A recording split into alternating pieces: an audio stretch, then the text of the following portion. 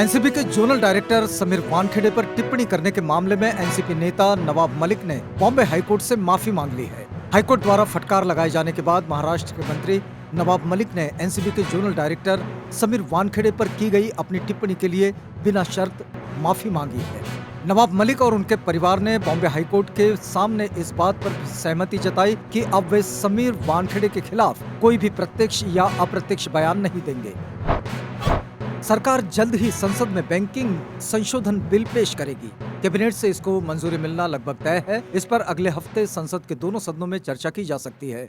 सरकार पहले ही ऐलान कर चुकी है कि वह 2 सरकारी बैंकों का निजीकरण करेगी। इसे कानूनी रूप देने के लिए सरकार ये बिल संसद में लाएगी। इसमें बैंकिंग से जुड़े 2 कानूनों में बदलाव किया जाएगा, जिसके जरिए सरकार अपनी हिस्सेदारी को बेच सकती है। सरकार की योजना है कि अगले हफ्ते बुधवार को होने वाली कैबिनेट की बैठक में कानूनों में बदलाव को मंजूरी दे दी जाए। उसके बाद इसे संसद के पटल पर रखा जाएगा और इसे मौजूदा सत्र के दौरान पारित कराने की योजना है।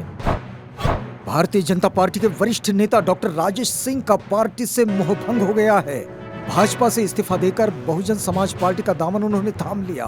बहुजन समाज पार्टी के मुख्य सेक्टर प्रभारी अयोध्या, बस्ती, गोरखपुर मंडल एवं पूर्व सांसद घनश्याम चंद खैरवार ने डॉक्टर राजेश सिंह को पार्टी में शामिल कराकर विधिवत बहुजन समाज पार्टी की सदस्यता दिलाई।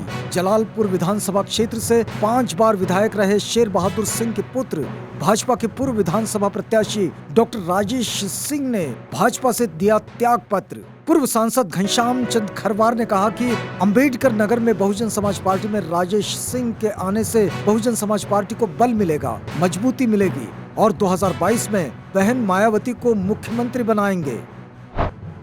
पूर्व चीफ जस्टिस रंजन गोगोई ने कहा कि दैवी शक्ति ने अयोध्या मामले में फैसले को संभव किया है। उन्होंने अपनी किताब जस्टिस फॉर द जज में अयोध्या में राम जन्मभूमि स्थान के मुकदमे से जुड़ी कई घटनाओं का जिक्र किया है। इसके अलावा उन्होंने कॉलेजियम के कई विवादित निर्णयों और जज के रूप में तमाम रोचक बातों का उल्लेख किया है। जस्टिस गोगोई के सीजेआई कार्यकाल के दौरान ही अयोध्या मामले का फैसला आया। उन पर आरोप है कि महिला उत्पीड़न के आरोप से बचने के लिए वे मोदी को सरेंडर हो गए और सरकार के अनुरूप निर्णय दिए।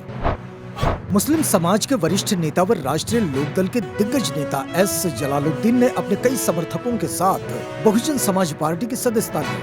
हाथरस में आयोजित मंडल स्तरीय जनसभा में बहुजन समाज पार्टी के राष्ट्रीय महासचिव सतीश चंद्र मिश्रा व हाथरस के बहुजन समाज पार्टी प्रत्याशी व विजयगढ़ के चेयरमैन संदीप काका व अन्य पदाधिकारियों ने सभी का पटका, फूलमाला व प्रतीक चिन्ह देकर स्वागत किया। इस दौरान नारे भी लगाए गए।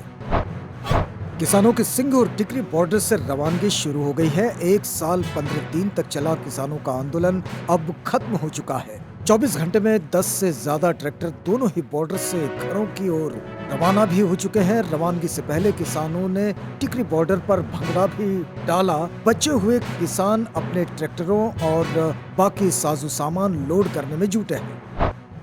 रिजर्व बैंक ने जीवन बीमा निगम को इंडसइंड बैंक में करीब 10% तक हिस्सेदारी बढ़ाने की मंजूरी दे दी है। सरकारी बीमा कंपनी के पास इस समय बैंक की कुल जारी और चुकता पूंजी का 4.95% हिस्सा है।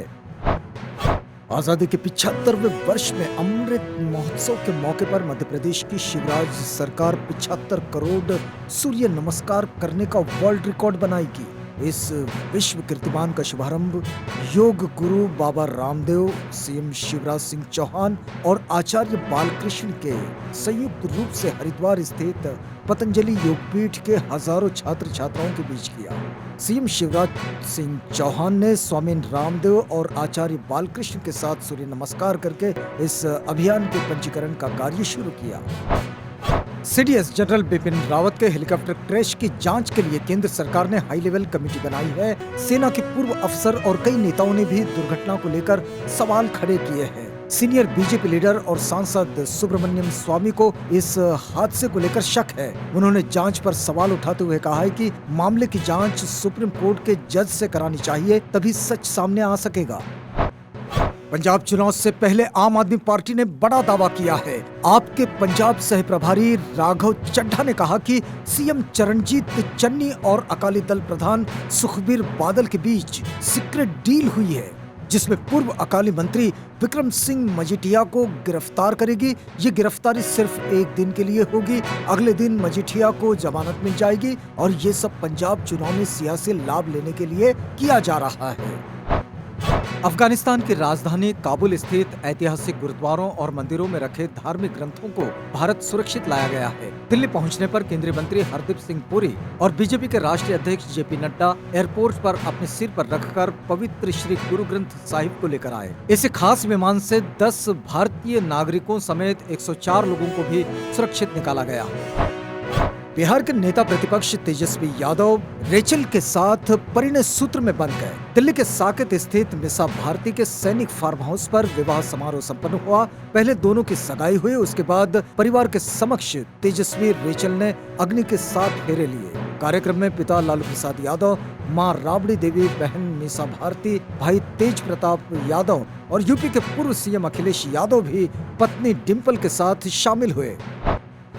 देश में इलेक्ट्रिक वाहनों की खरीद को बढ़ाने के लिए सरकार भी लोगों को प्रोत्साहित कर रही है। देश में इलेक्ट्रिक वाहनों की संख्या बढ़ेगी तो निश्चित रूप से उन्हें चार्ज करने के लिए चार्जिंग स्टेशन की भी जरूरत पड़ेगी। भविष्य में इलेक्ट्रिक वाहनों की संख्या और उनकी जरूरतों को ध्यान में रखते हुए टाटा पावर देश के कोने कोने में तेजी से चार्जिंग स्टेशनों की संख्या बढ़ा रहा है। टाटा पावर के MD और CEO प्रवीर सिन्हा ने कहा कि टाटा पावर साल 2025 तक देश भर में 10,000 चार्जिंग स्टेशन लगाने का लक्ष्य लेकर चल रही है। ट्विटर ने हाल ही में घोषणा की है कि वह अब निजी मीडिया जैसे कि किसी निजी व्यक्ति की तस्वीरों या वीडियो को उनकी सहमति के बिना साझा करने की अनुमति नहीं देगा। ये फैसला सोशल मीडिया प्लेटफॉर्म की निजी सूचना और मीडिया नीति के विस्तार के बाद प्रभावी हुआ है। आसान भाषा में समझे तो इसका मतलब ये है कि यदि फोटोग्राफर ने किसी तस्वीर या वीडियो को ट्विटर पर साझा करने से पहले उन लोगों से सहमति प्राप्त नहीं की है जिनकी वह फोटो है, तो फोटो और वीडियो को हटाया जा सकता है। जो लोग बिना सहमति के अपनी तस्वीर ऑनलाइन शेयर किए हुए देखे, वे पोस्ट की रिपोर्ट कर सकते हैं और फिर ट्विटर तय करेगा कि इसे हटाया जाना है या नहीं। पाकिस्तान के प्रधानमंत्री इमरान खान ने इस्लामाबाद कॉन्क्लेव 2021 को संबोधित करते हुए कहा कि राष्ट्रीय स्वयंसेवक संघ यानी कि RSS की ब्राह्मणों पर आधारित जो विचारधारा है वह भारत के 50-60 करोड़ अल्पसंख्यकों को दोयम दर्जे का नागरिक मानती है। इमरान ने दावा किया कि कुछ सामाजिक वर्गों के हाशिए पर जाने से भारतीय समाज और अन्य पर गंभीर प्रभाव पड़ेगा। ब्रिटेन के प्रधानमंत्री बोरिस जॉनसन 57 साल की उम्र में 7वीं बार पिता बने हैं। उनकी पत्नी कैरी जॉनसन ने गुरुवार को एक बच्ची को जन्म दिया। मां और बच्ची दोनों स्वस्थ हैं। उनके प्रवक्ता ने मीडिया को बताया कि ब्रिटेन के प्रधानमंत्री की पत्नी ने लंदन हॉस्पिटल में गुरुवार सुबह एक बच्ची को जन्म दिया है। दोनों ने राष्ट्रीय स्वास्थ्य सेवा की योग्य टीम को उनकी देखभाल और सहयोग के लिए धन्यवाद दिया है। SS राजामौली के निर्देशन में बनी पैन इंडिया की फिल्म RRR के ट्रेलर ने इंटरनेट पर धमाल मचा दिया है।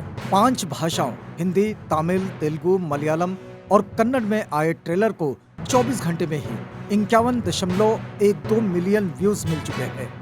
इनमें भी 40 मिलियन व्यूज केवल हिंदी और तेलुगु में आए ट्रेलर को मिले हैं। फिल्म के हिंदी ट्रेलर को 19.80 मिलियन, तेलुगु ट्रेलर को 20.45 मिलियन, कन्नड़ ट्रेलर को 5.2 मिलियन, तमिल ट्रेलर को 3.25 मिलियन और मलयालम ट्रेलर को 2.42 मिलियन व्यूज मिल चुके हैं। सन्नी देओल के बेटे करण देओल बॉलीवुड में कदम रख चुके हैं। उन्होंने फिल्म पल पल दिल के पास से इंडस्ट्री में कदम रखा था। अब करण की दूसरी फिल्म वेल्ले आज सिनेमाघरों में रिलीज हो गई है। इस फिल्म में करण के साथ उनके चाचा अभय देओल भी नजर आए। ये एक क्राइम कॉमेडी फिल्म है। बॉलीवुड अदाकारा कैटरीना कैफ और अभिनेता विक्की कौशल ने राजस्थान के सवाई माधोपुर स्थित एक आलीशान होटल में परिवार और करीबी दोस्तों की मौजूदगी में शादी कर ली। शादी के कुछ घंटे बाद जोड़े ने अपने खास दिन की तस्वीरें इंस्टाग्राम पर पोस्ट की।